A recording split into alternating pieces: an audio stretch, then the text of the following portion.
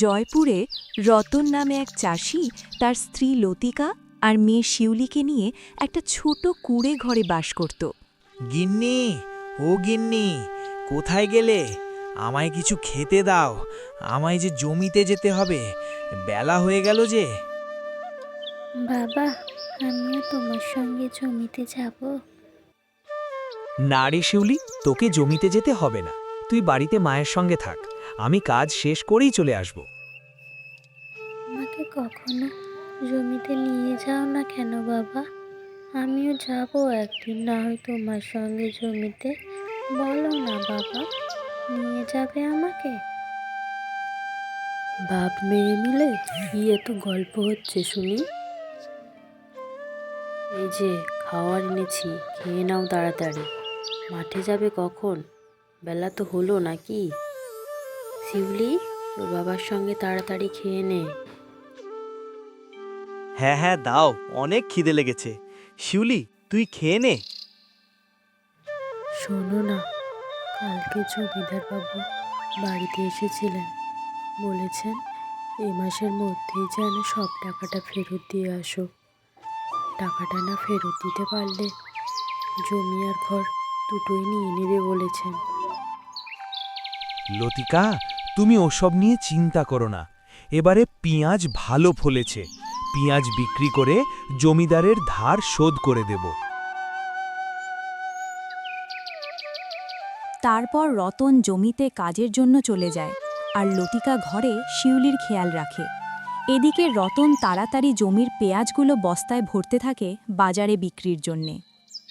পেঁয়াজ নিয়ে যাও, পেঁয়াজ খুব সস্তায়, ভালো ভালো পেঁয়াজ। পেঁয়াজ নিয়ে যাও, খুব কম দাম।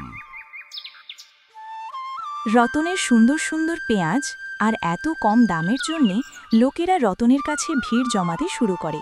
তা দেখে অন্য ব্যবসায়ীরা রতনের উপর রাগ দেখাকে। ভাই, মাত্র 20 টাকা কিলো, একবার নিয়ে গেলে আবার আসবেন পেঁয়াজ কিনতে। দেখতে দেখতে রতনের পেঁয়াজগুলো বিক্রি হয়ে গেল। রতন খুব খুশি, সে এবার জমিদারের সব টাকা শোধ করতে পারবে কিছুদিনের মধ্যে। জমিদারের কাছ থেকে টাকা নিয়ে পেঁয়াজ চাষ করেছিল। টাকা ফেরত দিতে না পারলে জমিদার বাবু ওর ঘর জমি সব নিয়ে নেবেন বলেছে। জমিদারকে গিয়ে ওর নামে বলি, চলো।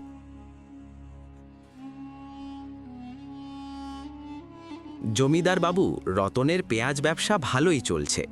এইবারও আপনার সব ধার শোধ করে দেবে। আপনার থেকেও বেশি সম্পত্তির মালিক হয়ে যাবে রতন। না না, এ হতে পারে না। আমি তো রতনকে টাকা দিয়েছিলাম ওর জমিটা নেব বলে। ও কিছুতেই জমিটা ছাড়তে চাইছে না, তাই বুদ্ধি করে টাকা ধার দিয়েছি।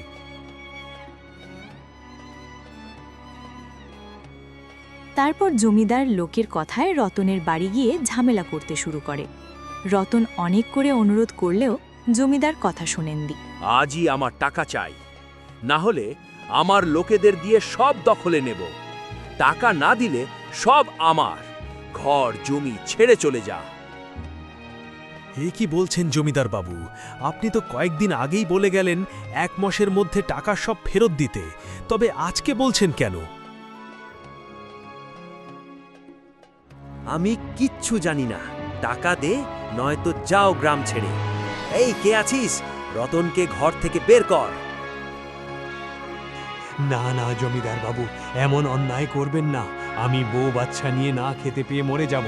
ঘরে না থাকতে দিলে থাকবো কথা, আমায় আর কয়েকদিন সময় দিন দয়া করে। জমিদার কাছে এত অনুরোধ করা সত্ত্বেও কোনো কথা না শোনায় রত্নকে তার স্ত্রী মেয়েকে নিয়ে ঘর ছাড়ে চলে যেতে হয়। ওগো, কি হবে এবার আমাদের? সব যে শেষ হয়ে গেল। আমার এই মেয়েটাকে নিয়ে আমি কি করব? কোথায় যাব? হে ভগবান, কি হবে আমাদের এবার? মা, আমায় খুব খিদে পেয়েছে, কিছু খেতে দাও না। কি খেতে দেবো রে শিউলি তোকে? কিছুই তো নেই খাওয়ার মতো। কি দেবো রে তোকে? তোমরা থাকো, আমি কিছু ফল পাই কিনা যাই। এক্ষুনি ফিরে আসবে কিন্তু তুমি। আমি মেয়েটাকে নিয়ে একা জঙ্গলের মধ্যে বেশিক্ষণ থাকতে পারবো না। তাড়াতাড়ি ফিরে আসবে তুমি। জঙ্গলে ফলের খোঁজে যেতে যেতে রতন একটা শুকনো ফলের গাছ দেখতে পেল। গাছটাকে দেখে রতনের খুব কষ্ট হলো। জল না পেলে গাছটা মারা যাবে, তাই রতন নদী থেকে জল নিয়ে এসে গাছটার গোড়ায় ঢালতে লাগলো, যাতে গাছটা বেঁচে যায়। রতন, তুমি খুব দয়ালু মনের মানুষ।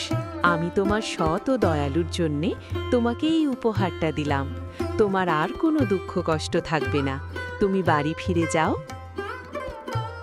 তারপর রতন তার বউকে সব ঘটনা বলল। সৃষ্টিকর্তা মনে হয় আমাদের দিকে মুখ তুলে চেয়েছেন। শিউলি রে, তোকে আর দুঃখ কষ্ট দিন কাটাতে হবে না। এবার আমরা সুখে শান্তিতে একটু থাকতে পারবো। তারা সেই স্বর্ণমুদ্রা কিছুটা বিক্রি করে জমি ঘর ফেরত নিতে গেল। কিরে রতন, কোত্থেকে টাকা পেলি? চুরি করেছিস নাকি? এই কদিনে এত টাকা পেলি কোত্থেকে? সত্যি করে বল রতন। না জমিদার বাবু, চুরি করিনি, সৃষ্টিকর্তা দিয়েছেন।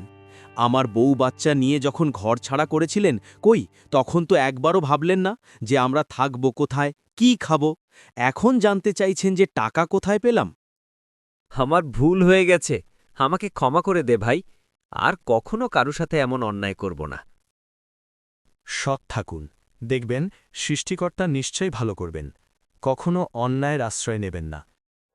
রতন তার জমিতে চাষের কাজ শুরু করল আর তার স্ত্রী মেয়েদের নিয়ে সুখে শান্তিতে জীবন কাটাতে শুরু করল। ভিডিওটি ভালো লেগে থাকলে আমাদের চ্যানেলটি ফলো করুন আর লাইক, শেয়ার, কমেন্ট এবং সাবস্ক্রাইব করতে ভুলবেন না। পরের ভিডিওয় সেরা কমেন্ট নাম বলবো।